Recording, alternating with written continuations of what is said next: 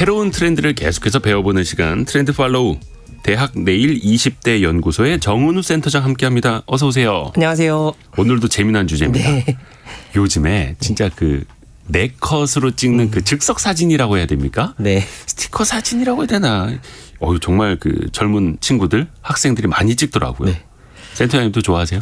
저도 덜어 찍고 있습니다. 네. 편집장님은 어떠세요? 저는 아이들이 같이 찍자고 해서.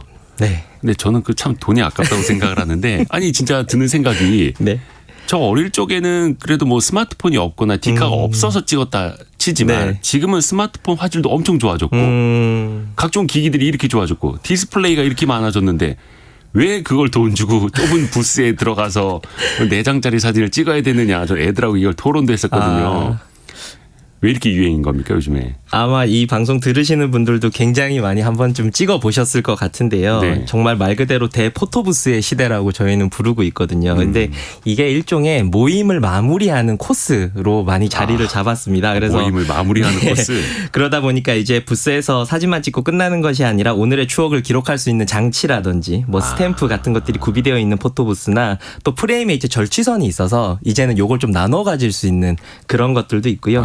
또 월별로 장소별로 이제 또 한정판 프레임이 또 존재하고 있어서 인기 캐릭터 콜라보나 이런 것도 꾸준히 하고 있어서 늘 새롭다라는 친구들이 많고 최근에 가장 인기 있는 건 역시 이제 아이돌 스타들을 활용한 이제 프레임인데 네. 요게 이제 아이돌들이 포즈를 사진에서 취해주면 자동으로 취해주면 이제 그게 팬들이 함께 찍는 것처럼 하는 효과를 합성을 해주는 거죠. 그래서 소위 말하는 내 최애와 이제 사진을 찍을 수 있다라고 하는 흐뭇함 때문에 끝없이 새롭다라고 하는 Z세대들이 굉장히 많이 있습니다. 그 아이돌들은 뭔가 초상권 수입도 생기겠네요. 그렇죠. 네.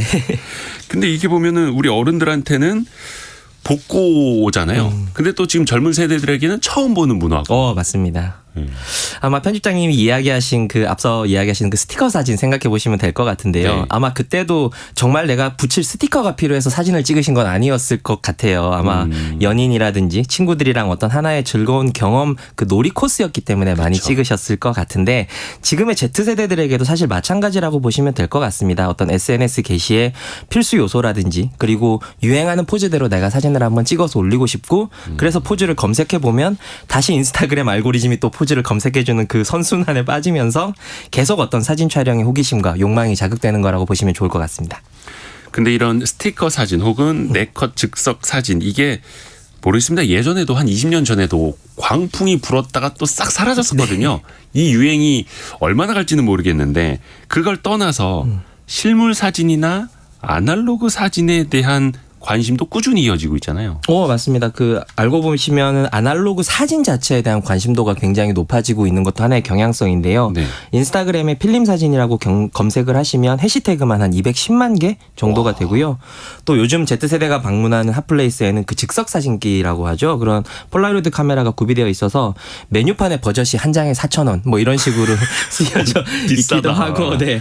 그리고 메신저 선물하기 기능에서는 필름 카메라를 생일 선물로 주고받는 모습들도 흔하게 볼 수 있고요. 또 재미있는 현상은 요즘 이제 그 Z세대들의 사진관이 또 힙플레이스로 많이 떠오르고 있어서 사진관이요? 네. 현상을 하러 가면 굉장히 컨셉추얼하게 꾸며져 있는 곳들이 굉장히 많습니다. 홍콩의 어느 도시에 온 것처럼 만들어 놓거나 일부러 더. 네, 그렇게 해서 사진을 현상하러 가서 거기서 또 인증샷을 남기는 재미가 있다라고 할 정도로 좀 컨셉추얼한 곳이 많고 또 그런 사진관 대부분이 을지로 같은 힙한 동네에 있습니다. 그래서 힙지로. 또 네, 가서 사진만 찾는 것이 아니라 주변까지 즐긴다라고 하는 이제 일종의 사진이 복합 문화 공간으로 이해하시는 게 더 빠르실 것 같습니다.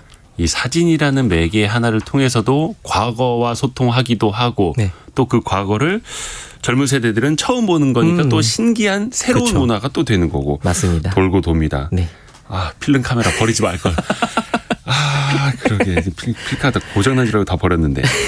이게 시기별로 시대별로 사진에 대한 관심도 쭉 이어지는 것도 있고 또 변하는 것도 있고 그렇잖아요. 네, 맞습니다. 그 사진 열풍은 포토부스 이전에 그때 퍼스널 컬러 증명사진에서부터 시작되었다고 보시면 좋을 것 같은데요. 네. 내 이미지에 맞게 내 얼굴색에 맞게 어떤 배경색을 골라서 증명사진을 찍어주는 이 시연하다라는 서비스가 한때 있었습니다. 지금도 이제 많이들 촬영을 하시는데요. 이 열풍 이후에 이 Z세대가 증명사진이 나의 신원 증명을 넘어서서 아예 나를 좀 잘 표현해주는 어떤 아이덴티티가 될 수도 있겠다라고 하는 그 깨달음을 얻게 됐고요. 이후에 이제 2017년에 대구에서 이제 말씀하셨던 인생 네컷 같은 것들이 최초로 등장을 하면서 여전히 또 1위를 지키고 있고 지금은 뭐 인생 네컷 외에도 너무 많은 브랜드들이 성업 중에 있습니다. 네. 그리고 그러다가 이제 20년대 들어서 이제 열풍이 몰아닥친 것이 바로 바디 프로필 열풍인데요.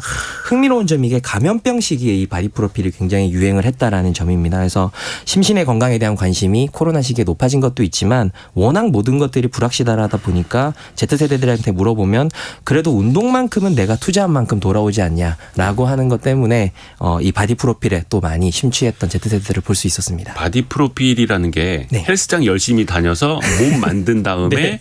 뭐 그냥 수영복 같은 거 달랑 입고 예전에 뭐 미스터 코리아나 뭐 이런 거 할 때처럼 이제 막 사진 찍는 거잖아요. 네네네. 그거랑은 조금 다르기는 한데 아무튼. 그러니까 더 예쁘게. 네, 맞습니다. 예쁜 더 컨셉으로. 컨셉추얼하게. 네. 근데 보니까 나중에 이 포샵 처리를 많이 하더라고요. 네, 뭐 복근도 더 그려놓고 막. 조금 그런 부분도 있습니다. 네. 근데 그런 것뿐만이 아니라 진짜 뭐 예전에는 연예인들이 찍던 뭐 화보 같은 것도 일반인들이 많이 찍더라고요. 이제 사진은 Z세대들한테 단순히 어떤 일상을 기록하고 모으는 그 이상의 의미가 있다라고 이해하시면 좋을 것 같은데요. 그 실제로 나의 정체성을 드러낼 수 있는 방향으로 산업이 진화되고 있다라고 네. 이해해 주시면 좋을 것 같습니다. 그래서 말씀하신 바디 프로필 외에도 아예 그냥 나의 개인 화보를 연예인들처럼 촬영해주는 스튜디오도 성업 중이고요. 또 야외에서 하는 레포츠 수업 같은 것도 일일 클래스 같은 것들도 많이 진행이 되는데 그때 내 모습을 촬영해주는 서비스까지도 이제 병행이 되는 실정입니다. 그래서 내가 보여주고 싶은 내 모습을 매 순간 촬영하고 싶은 이런 경향성을 대학내일 20대 연구소에서는 포토프레스 세대라고 부르고 있습니다. 그러니까 나의 평상시 모습을 스냅 사진으로 촬영해주는 맞습니다. 나를 따라다니면서 마치 파파라치처럼. 네. 이야, 이게 일종의 산업이 돼버리는 거예요. 맞습니다. 야. 보니까 이제 많은 기업들 혹은 브랜드에서도 이런 사진이라는 걸 마케팅 요소로 활용을 하던데 좋은 사례들 좀 없습니까? 어떤 거 이야기해 볼 수 있을까요? 최근에는 이제 그런 향수 팝업 중에 하나인 템버린즈 같은 경우가 이제 그 백화점에서 진행했던 팝업 스토어 같은 경우가 대형 조형물 같은 것들을 배치를 해서 관람객들의 인증샷을 좀 지속적으로 유도했던 경우가 있었습니다. 그래서 사진 촬영을 하나의 어떤 문화생활과 경험으로 생각하는 Z세대 트렌드를 잘 파고들었다라는 평을 좀 얻고 있고요. 또 하나는 작년 말에 이제 그 랄프 로렌이라는 브랜드에서 22년에 이제 졸업하는 학생의 컨셉트로 이제 부스를 차려놓고 사진 촬영을 하게 했는데 이제 학사모라든지 뭐 졸업가운, 졸업장 같은 것들을 비치를 해뒀었는데요. 이건 이제 코로나 시기를 잘 버틴 Z세대들한테 스스로 이제 이 시기를 이제 잘 지나왔다라는 어떤 성취감, 성장감을 줘서 이런 것들이 굉장히 좋은 호흡 반응을 불러일으키기도 했는데 요건 이제 시기에 따라서 어떤 포토부스나 이런 것들을 준비하실 때 이런 시즌에 따른 컨셉트도 놓치지 않으셔야 된다라고 하는 어떤 배움을 좀 얻을 수가 있는 사례라고 볼 수 있겠습니다. 최근에도 보니까 한 큰 고민형이 네. 되게 유행이던데 그 고민형하고 사진 찍어서 SNS에 많이들도 올렸었고 그렇죠. 근데 알고 보니까 그걸 유통 기업이 기획해서 만든 맞습니다. 캐릭터였고 네.